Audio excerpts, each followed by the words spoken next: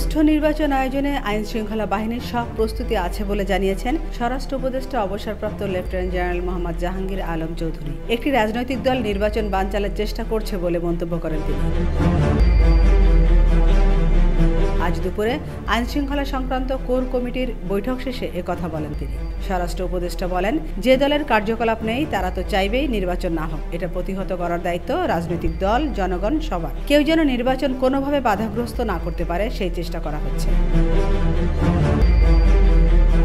স্বরাষ্ট্র উপদেষ্টা বলেন, নির্বাচনে অংশগ্রহণকারী দলগুলোর উপর নির্ভর করে নির্বাচন কতটা অবাধ, সুষ্ঠু ও নিরপেক্ষ হবে।